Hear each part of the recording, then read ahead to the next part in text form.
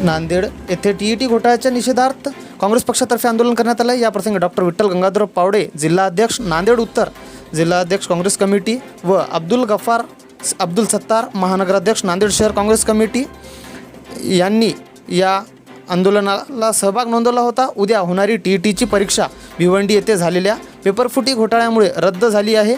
या घोटाळ्याच्या निषेधार्थ आज तात्काळ आंदोलन करण्यात येत आहे अशी माहिती काँग्रेस पक्षातर्फे देण्यात आली होती।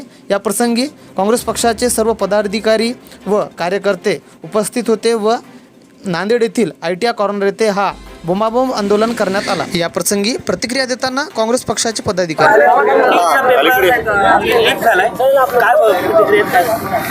आज या ठिकाणी काँग्रेसच्या वतीनं बोंबाबोंब आंदोलन करण्यात आलेलं आहे। ही वेळ आम्हाला काय आली, कारण आत्ताच काही दिवसापूर्वी आपण भगितले असाल की नीटचा पेपर फुटला आणि नीटचा पेपर फुटल्यानंतर 22 लाख विद्यार्थ्यांचं भविष्य धोक्यात आलं। आपल्या जिल्ह्यामध्ये पोलीस भरतीच्या पण भरती संशयास्पद झालेली आहे।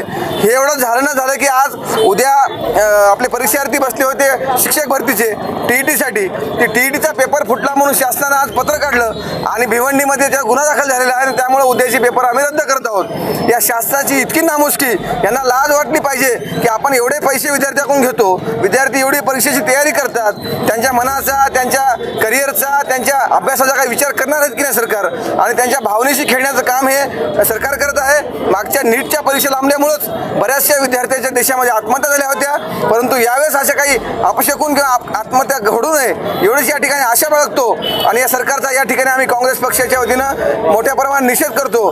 जर असे जर होत राहिले तर आम्ही नक्कीच याच विषयावर टीईटीचा हा मुद्दा आणि नीटचा मुद्दा आम्ही सोडणार नाहीत। देशभर राहुलजी गांधी यांनी हा मुद्दा उचलून धरलेला आहे। त्यामुळं येणाऱ्या काळात सुद्धा आम्ही आमच्या नांदेड जिल्ह्यामध्ये खासदार रवींद्रदादा चव्हाण यांच्या नेतृत्वाखाली आणि मार्गदर्शनाखाली नीट आणि टीईटीचा मुद्दा मोठ्या प्रमाणात उचलून धरू आणि या सरकारच्या विरोधात तीव्र आंदोलन करू। पूर्वीही या टीईटीमध्ये मोठा भ्रष्टाचार झालेला आहे, पण तो मुद्दा आता भाषणात गुंडाळलेला आहे। माझ्या माहितीप्रमाणे 2022 मध्ये आणि 2024 मध्ये पण टीईटीच्या